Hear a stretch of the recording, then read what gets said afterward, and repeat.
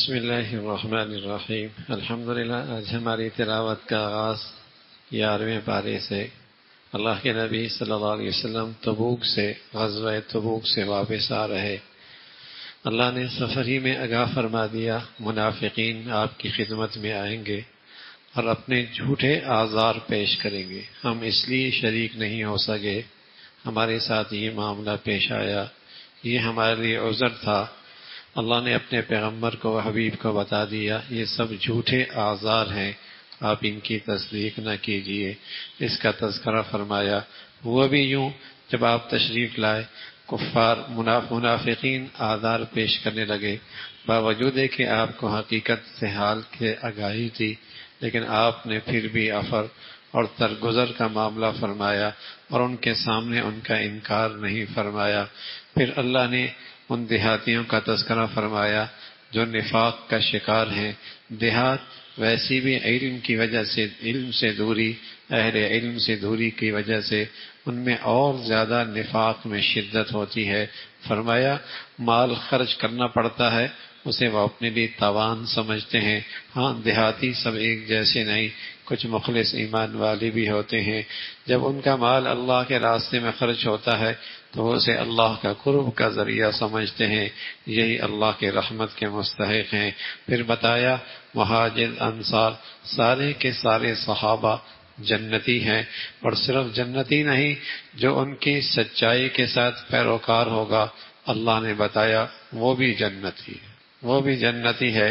سارے کے سارے صحابہ رضوان اللہ علیہم اجمعین، مہاجر ہوں، انصار ہوں، ہجرت سے پہلے کے ہوں، ہجرت کے بعد کے ہوں، فرمایا سارے کے سارے جنتی ہیں اور میں ان سب سے راضی ہوں، اور ان کی سچی پیروکار بھی جنتی ہیں۔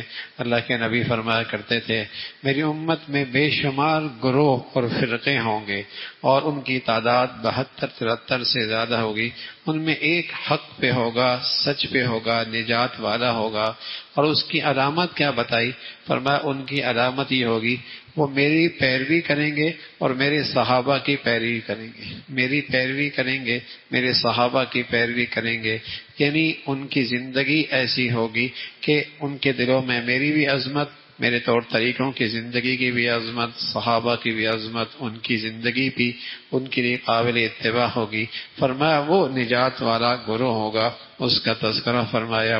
پھر فرمایا ایمان والوں سے غلطی ہو جاتی ہے، لیکن غلطی کے بعد اپنی غلطی کا اعتراف کر لینا، یہ شخص بھی اللہ کی محبت کا اور اللہ کی رحمت کا مستحق ہوتا ہے۔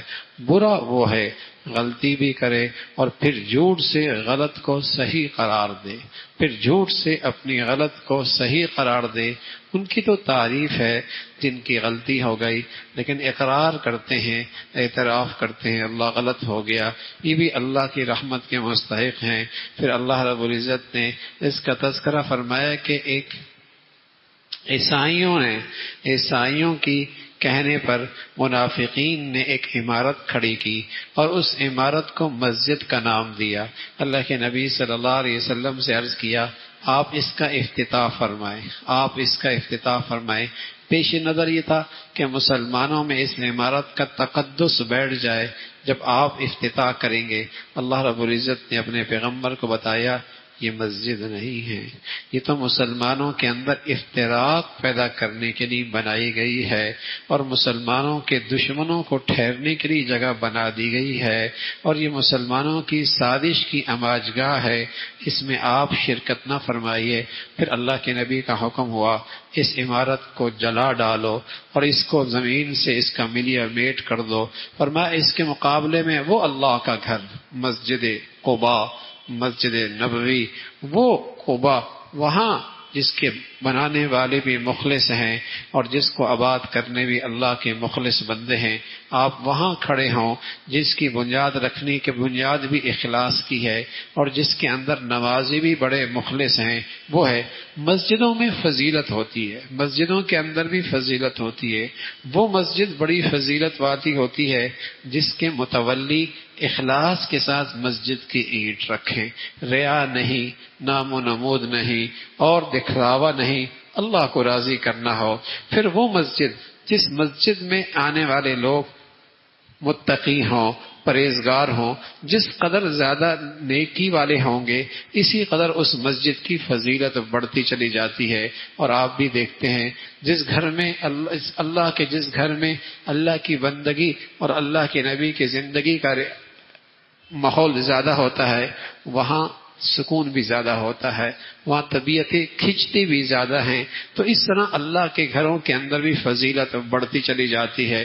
اس کا تذکرہ فرمایا مسجد قباء، مسجد نبوی تو وہ مسجد ہے جس کے بنانے والے بھی روئے زمین کی بڑی مقدس ہستیاں تھیں، اور جس کو آباد کرنے والے بھی اللہ کے مقبول ترین بندے تھے، اس کی تعریف فرمائی۔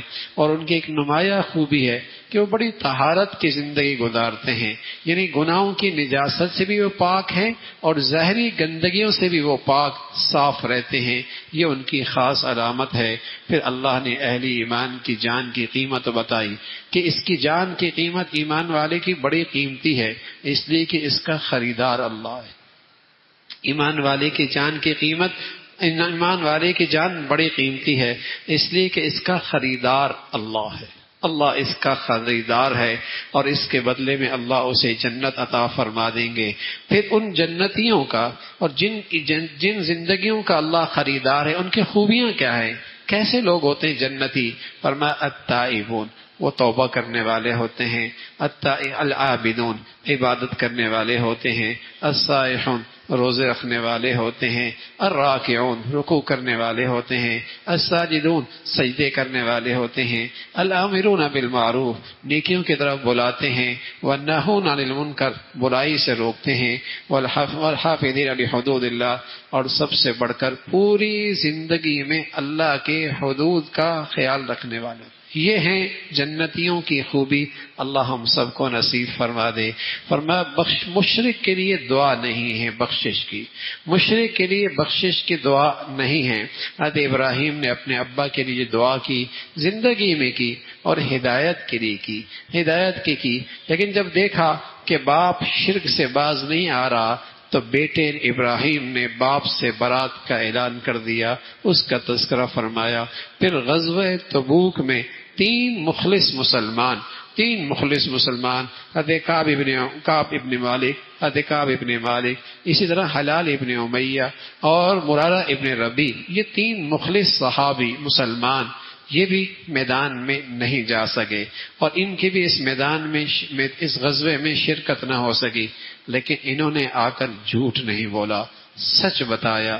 ہم سے سستی ہو گئی، ہم سے کاہلی ہو گئی، 50 دن تک مدینہ منورہ میں ان سے بائیکاٹ کیا گیا، کوئی ان سے نہیں ملتا، کوئی ان سے بات نہیں کرتا، اور زمین باوجود کشادہ کے ان کے لیے زمین تنگ ہو گئی، لیکن انہوں نے استقامت کا مظاہرہ کیا، سچ بولا، جھوٹ نہیں بولا۔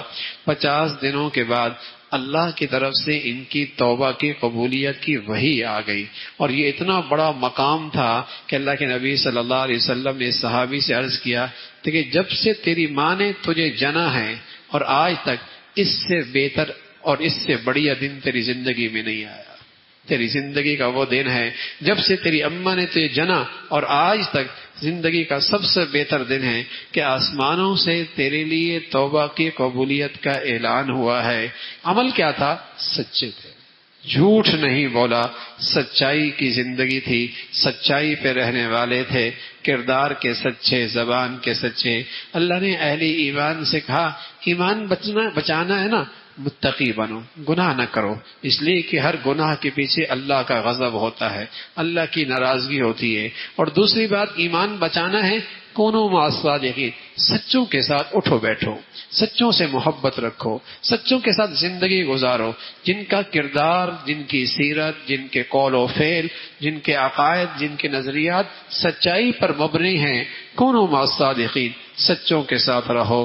پھر فرمایا میدان جہاد کی بہت فضیلت ہے، لیکن کچھ لوگ ایسے بھی ہیں جو دین کا علم سیکھیں، اس لیے کہ جہاں دشمن کی قوت کو توڑنا ہے وہاں میں یہ ضرورت ہے کہ کہ اسلامی عمارت کیسی کھڑی ہو، اس کے لیے افراد کی ضرورت ہے، افراد سازی کی ضرورت ہے۔ پھر اللہ رب العزت نے علم دین کی فضیلت بیان فرمائی، علماء کی عظمت اور فضیلت کا تذکرہ فرمایا۔ فرمایا اس علم حاصل کرنے کے بعد مقصود کیا ہے کہ لوگوں کو اللہ کی نافرمانی سے بچانا اور ڈرانا، اس کا تذکرہ فرمایا۔ پھر فرمایا جہاد قریب سے الاقرب فالاقرب، پہلے قریب والے دشمن سے، پھر اس سے بعد والے دشمن سے جہاد کا آغاز یوں ہے۔ پھر اللہ کے نبی صلی اللہ علیہ وسلم کی خاص خوبیاں جو اللہ نے اپنے نبی کو عطا فرمائی، رؤوف اللہ کا نام ہے، رحیم اللہ کا نام ہے، لیکن یہ دونوں نام اللہ نے محمد الرسول اللہ کو بھی دے دیے کہ آپ بھی رؤوف ہیں، آپ بھی رحیم ہیں، آپ اپنی امت پر انتہائی درجے کے مہربان اور انتہائی درجے کے مشفق، اور امت پہ آنے والی کوئی ناگواری آپ کے لیے سخت گرانی گزرتی تھی۔ پھر فرمایا ایمان والے اللہ پہ بھروسہ کرتے ہیں اور اسی پر اعتماد کرتے ہیں۔ پھر سورہ یونس ہے جس کے آغاز میں اللہ کی کتاب اللہ کی عظمت کا تذکرہ۔ پھر فرمایا آپ پر جو وحی آئی یہ کوئی انوکھی چیز نہیں ہے، اس سے پہلے بھی انبیاء علیہ الصلوۃ والسلام پر اللہ کی طرف سے وحی کا سلسلہ رہا۔ پھر اللہ کی توحید، اللہ کی بڑائی، سورج اور چاند کا یہ سارا نظام اللہ کی قدرت ہے۔ جو لوگ مرنے کے بعد کی زندگی کا انکار کرتے ہیں بڑے گھاٹے میں ہیں، اور جو لوگ ایمان اور اعمال صالحہ کی زندگی گزارتے ہیں جنت ان کا ٹھکانہ ہے، اور جب جنت میں جائیں گے تو اللہ کا شکر ادا کر الحمدللہ الحمدللہ، یہ جنت کے الفاظ ہوں گے جو زبان سے جنتی کے بے اختیار نکلیں گے اللہ کی وہاں نعمتیں دیکھ کر۔ فرمایا انسان فطرتاً جلد باز ہے، اور اس جلد بازی میں کبھی اپنے لیے بھی اور کبھی اپنی اولاد کے لیے بھی ہلاکت کی بد دعا کر دیتا ہے، لیکن اللہ نے ہر ایک کی ہلاکت کا ایک وقت مقرر کر رکھا ہے۔ کبھی کفار آپ سے یوں بھی کہتے ہیں آپ اللہ کی طرف سے آپ پہ وحی آئی ہے، یہ قرآن آپ لے کے آئے ہیں، اس میں تھوڑی سی تبدیلی لے آئے، اس میں تھوڑی سی تبدیلی لے آئے، کچھ ہماری بھی مانے نا، کچھ ہم آپ کی مانیں گے، کچھ اس کے اندر رد و بدل ہو جائے۔ تو فرمایا انہیں کہہ دو یہ میرے اختیار میں نہیں ہے، یہ میرے اختیار میں نہیں ہے، میرا کام تو اللہ کی وحی کی پیروی کرنا ہے، اور اللہ کے کہے کہ اللہ کے حکم کی اتباع کرنا ہے۔ نفع اور نقصان کا مالک بھی اللہ ہے، یہ ساری قدرت بھی اللہ کی ہے۔ فرمایا یہ پکا مشرک بھی جب ان کی کشتیاں پانی میں ڈوبنے لگتی ہیں اور سمندر کے طغیانی کا شکار ہو جاتی ہیں، تب بھی یہ سچے معبود کو پکارتے ہیں، تب یہ بھی سچے معبود کو پکارتے ہیں، اور جھوٹے معبود سب کو بھول جاتے ہیں۔ کون ذات ہے جو مردوں سے زندہ اور زندوں سے مردہ اور جو تمہیں رزق دیتا ہے؟ ایک اللہ کی ذات ہے، ایک اللہ کی قدرت ہے، اسی کا تذکرہ فرمایا۔ پھر جو اللہ کے پیارے ہوتے ہیں جنہیں اللہ کے ولی کہتے ہیں، پھر ولیوں میں بہت مختلف قسم کے درجات ہیں، لیکن کم سے کم درجہ اللہ کے ولی کا یہ ہے کہ وہ ایمان کے بعد تقوی کی زندگی اختیار کرتا ہے، اور اللہ رب العزت اسے انعام یہ دیتا ہے اس کا زندگی خوف زدہ نہیں ہوتی اور اس کی زندگی غم زدہ نہیں ہوتی۔ حقیقت میں تو یہ خوف کا نہ ہونا آخرت میں ہوگا، اور حزن کا نہ ہونا، غم کا نہ ہونا یہ بھی آخرت میں ہوگا، لیکن اس کے اثرات دنیا کے اندر بھی ہوتے ہیں۔ اللہ رب العزت اپنے پیاروں کو اور متقی لوگوں کو خوف بھری زندگی سے محفوظ رکھتے ہیں اور غم زدہ زندگی سے محفوظ رکھتے ہیں، اس کا تذکرہ فرمایا۔ پھر اللہ کی بڑائی، اللہ کے تذکرے، پھر قرآن کی عظمت۔ قرآن اللہ کی کتاب ہے جس کے اندر اللہ نے نصیحت رکھی ہے، اور اس کو اللہ نے روحانی جسمانی شفا بنایا ہے، اور یہ اہل ایمان کے لیے رحمت کا ذریعہ ہے، ہدایت کا ذریعہ ہے۔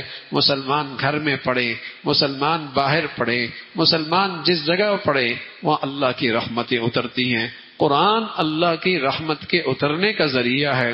اس دولت پہ خوش ہو جاؤ، یہ اللہ کی بہت بڑی دولت ہے، اسی کا تذکرہ فرمایا۔